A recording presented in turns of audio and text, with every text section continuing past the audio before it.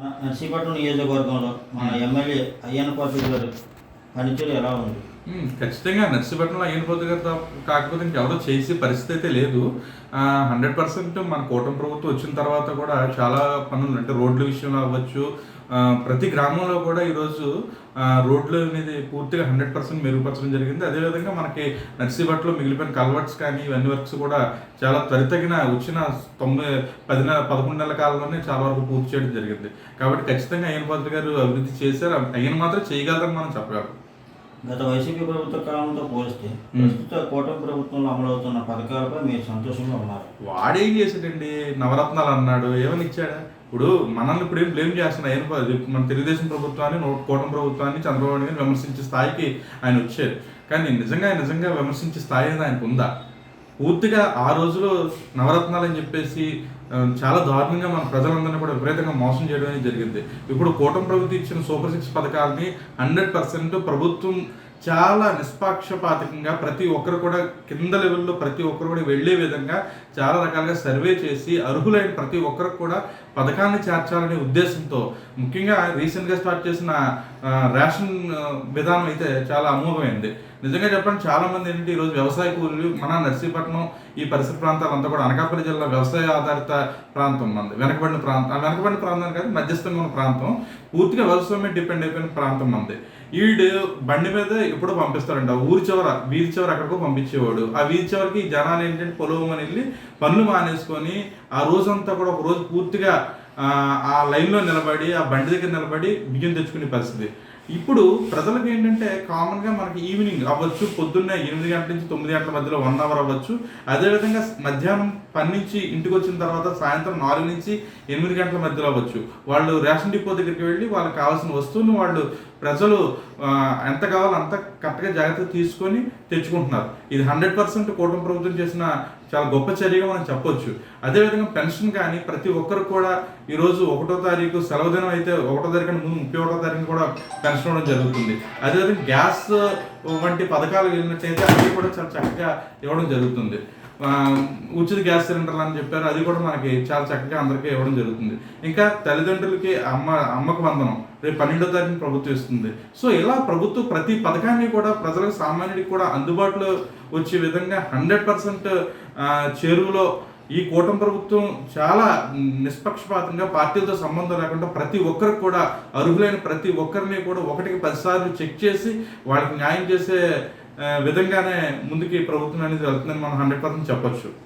ఏపీకి జీవనాది అయిన పోలవరం ప్రాజెక్ట్ని ఈ ప్రభుత్వం, కూటమి ప్రభుత్వం పూర్తి చేయగలదు 100%.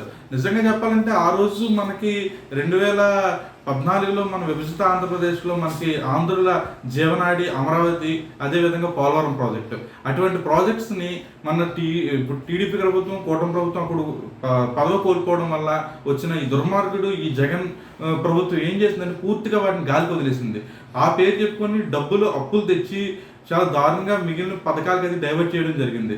నిజంగా ఈ డబ్బులు పనిచేయడం తప్ప అభివృద్ధి ఎక్కడ చేశాడని ఈరోజు నేను సూటిగా మీ ద్వారా నేను వైసీపీ ప్రభుత్వాన్ని, గత ప్రభుత్వాన్ని నేను ప్రశ్నించదలుచుకున్నాను. నిజంగా చెప్పాలంటే అమరావతిలో అవ్వచ్చు, అదేవిధంగా పోలవరం ప్రాజెక్టులు అవ్వచ్చు, డయాఫ్రమ్ వాళ్ళు పూర్తి చేసినప్పుడు కొట్టుకుపోయాను.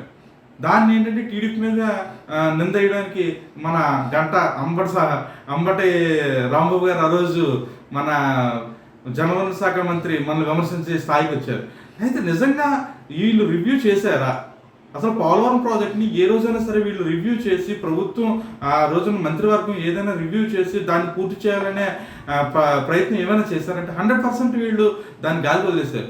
ఈరోజు మన కూటమి ప్రభుత్వం వస్తుండగానే స్టార్టింగ్లోనే పోలవరం ప్రాజెక్టు మీద 100% దృష్టి కేంద్రీకరించి దానిని రానున్న 24 నెలల్లోనే పూర్తి చేస్తామని చెప్పేసి మన మహానాడు వేదికగా మన ముఖ్యమంత్రి గారు ప్రజలందరూ కూడా హామీ ఇవ్వడం జరిగింది.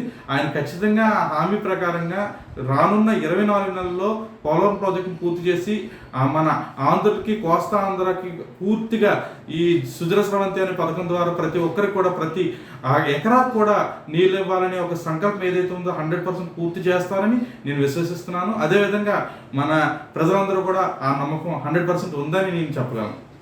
3 రాజధానుల బదులుగా అమరావతి ఒక రాజధానిని అభివృద్ధి చేయడం వల్ల వైజాగ్, కర్నూలు రాజధాని అయ్యే అవకాశం కోల్పోయింది. అవును. మీరు ఇప్పుడు ఈ వైజాగ్ ప్రాంత వాసిగా మీరు దీనికి సంబంధించి ఇప్పుడు నిజంగా చెప్పాలంటే ఇప్పుడు మనకి లాస్ట్ 2014 నుంచి 19 మధ్య కాలంలోనే చంద్రబాబు నాయుడు గారు ఒక చాలా దీర్ఘకాల ప్రణాళికతో ముందు చూపుతో ఆయన ఆ రోజు ఏంటంటే ఎకనామిక్ రాజధాని అని, అంటే ఫైనాన్షియల్ రాజధాని ఒకటి, అదేవిధంగా మన కోర్టులు వ్యవహారాలు ఇవన్నీ ఒక రాజధాని ఒకటి, న్యాయ రాజధాని ఒకటి అని, డెవలప్మెంట్ రాజధాని ఒకటి అని 3 రాజధానులు డెవలప్ చేస్తామని చెప్పేసి ఆ రోజు చంద్రబాబు నాయుడు గారు అన్నారు. కాకపోతే ప్రజలను పాలించే రాజధాని అనేది ముఖ్యమైన రాజధాని ఒకటే ఉంటుంది కాబట్టి అమరావతి నగరాన్ని ముఖ్య రాజధానిగా పెట్టి అమరావతిని కేంద్రంగా పెట్టుకొని ఈ మిగిలిన అన్ని జిల్లాలని కూడా సమిష్టి అభివృద్ధి చేసే విధానంగా వాళ్ళు రూపకల్పన చేశారు. ఇదే విధంగా ఈరోజు చూసినట్టయితే మనకి ఈరోజు అమరావతిలో వస్తున్న ప్రాజెక్ట్స్ అవ్వచ్చు, వస్తున్న విద్యా సంస్థలు అవ్వచ్చు, చాలా రకాలుగా అభివృద్ధి చెందుతూ ఉంది అమరావతి అనేది. అదేవిధంగా మన విశాఖపట్నంకి వచ్చేసరికి ఇప్పుడు మన కోస్టల్ కారిడార్ అవ్వచ్చు, అదేవిధంగా నెక్స్ట్ ఏమో యూనివర్సిటీస్ అవ్వచ్చు, అలాగే సెజ్లు అవ్వచ్చు, నక్కపల్లి దగ్గర వస్తున్న స్టీల్ ప్లాంట్ అవ్వచ్చు, ఇలా పారిశ్రామికంగా అవ్వచ్చు, కోస్టల్ పరంగా అవ్వచ్చు, చాలా రకాలుగా మన విశాఖపట్నాన్ని అభివృద్ధి చేస్తున్నారు. అదేవిధంగా నిరుద్యోగులకు ఉద్యోగం కల్పించే విధానంగా కూడా ప్రభుత్వం చాలా చర్యలు చేపడుతుంది. ఇకపోతే వెనకబడిపోయిందని చెప్తున్న మన అనంతపురం, చిత్తూరు, ఈ రాయలసీమ ఏరియా పూర్తిగా ఏంటంటే డిఫెన్స్ కారిడార్ అని తీసుకొచ్చి ప్లాన్లో ఉన్నారని చెప్పేసి ఈరోజు మన మహానాడు సాక్షిగా ఈరోజు మన కేంద్ర మంత్రులు కూడా దాని గురించి చెప్పడం జరిగింది. అదేవిధంగా విమానయాన శాఖ మన భోగాపురం ఇంటర్నేషనల్ ఎయిర్పోర్ట్ చాలా స్పీడ్గా జరుగుతుంది. సో మనకి ఎక్కడ వెనకబడి విధంగా ఈరోజు ప్రభుత్వం చేస్తుందని నేనే మిమ్మల్ని ఎదురు ప్రశ్న వేస్తున్నాను. మనం ఖచ్చితంగా విశాఖపట్నం 100% చెప్పాలంటే చాలా అభివృద్ధి పదంగా దేశంలోనే అతి